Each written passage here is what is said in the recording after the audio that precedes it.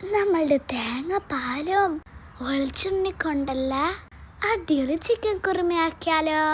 പാനിൽ വെളിച്ചെണ്ണയ്ക്ക, കറി ലീഫും ഡ്രൈ ചില്ലിയുടെ ഒരു 2 അണിയന് വേറെ സ്മോളായിട്ട് നിങ്ങൾ ഇടണേ. അതിന് കൂടെ ഈ സ്പൈസ് ഇട്ടോ നല്ലോണം മിക്സ് ചെയ്യുക. ഗ്രൈൻഡറിൽ ജിഞ്ചർ ഗാർലിക് ചില്ലിയും കൂടി നല്ലോണം പേസ്റ്റ് ആക്കിയിട്ട് വെക്കുക. നമ്മളുടെ അണിയനെ നല്ലോണം സെറ്റായിട്ടുണ്ട്. ഈ പേസ്റ്റും ആഡ് ചെയ്തിട്ട് നല്ലോണം മിക്സ് ചെയ്യുക. ആ പച്ച മണം പോകുന്ന വരെ നിങ്ങൾ മിക്സ് ചെയ്യണം കേട്ടോ. അങ്ങനെ ആ സൈഡിൽ കുറച്ച് മാറ്റി വെച്ചിട്ട് വെളിച്ചെണ്ണ ഇടുക. അതിൽ 1 ടേബിൾ സ്പൂൺ മല്ലി, 1/2 ടേബിൾ സ്പൂൺ പെപ്പർ, കുറച്ച് ഗരം മസാല, കുറച്ച് മഞ്ഞൾ എല്ലാം കൂടി മിക്സ് ചെയ്തിട്ടെടുക്കുക. വെരി ലോ ഫ്ലെയിമിൽ നിങ്ങൾ ചെയ്യണേ. കരിഞ്ഞു പോവാണ്ട് ശ്രദ്ധിക്കണേ. ആ പച്ച മണെല്ലാം പോയാല് നമ്മുടെ ഉള്ളിൻ്റെ കൂടെ മിക്സ് ചെയ്യുക. അടിപൊളി സ്മെല്ല് വരും. ഇപ്പോൾ നമുക്ക് വാഷ് ചെയ്ത ചിക്കൻ ഇടാം. ചിക്കനും ഇട്ടിട്ട് 5 മിനിറ്റ്സ് നല്ലോണം മിക്സ് ചെയ്യുക. സോൾട്ട് നോക്കിയിട്ട് ആഡ് ചെയ്യണേ.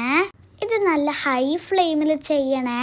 മസാല ഫുൾ ചിക്കനിൽ മിക്സ് ആവണം. നല്ലോണം മിക്സ് ആയാൽ ക്യൂബായി കട്ട് ചെയ്ത് പൊട്ടേറ്റോ ആഡ് ചെയ്യുക. പൊട്ടേറ്റോ ഈ കറിക്ക് നല്ലോണം ടേസ്റ്റാണ് കേട്ടോ. എന്നെ കുറച്ച് വാട്ടർ ഒഴിക്കുക. ഒന്ന് സോൾട്ട് എല്ലാം ചെക്ക് ചെയ്തിട്ട് ലോ ഫ്ലെയിം ആക്കി നമ്മൾക്ക് കുക്ക് ചെയ്യാൻ വെക്കാം. ലിഡ് ക്ലോസ് ചെയ്യേണ്ടത് മുമ്പ് കറി ലീഫും ടൊമാറ്റോയും ആഡ് ചെയ്യുക. അങ്ങനെ കുക്ക് ചെയ്യാൻ വെക്കാം. ആ ടൈം കൊണ്ട് നമ്മൾക്ക് കോക്കനട്ട് മിൽക്ക് ആക്കിയിട്ട് വെക്കാം. അതിന്ന് കുറച്ച് കോക്കനട്ട് മിൽക്ക് എടുത്തിട്ട് നട്സും കോക്കനട്ട് പൗഡറും ഇട്ടിട്ട് ഗ്രൈൻഡ് ചെയ്യുക. അതിൽ നമുക്ക് കോക്കനട്ട് മിൽക്കിൽ മിക്സ് ചെയ്യാം. ഇങ്ങനെ ചെയ്താൽ കറി നല്ല ഫ്ലേവറാ. അങ്ങനെ കുറച്ചും കൂടി ടേസ്റ്റി ആക്കാൻ ഒരു പാനിൽ കോക്കനട്ട് ഓയിൽ ഇടാ.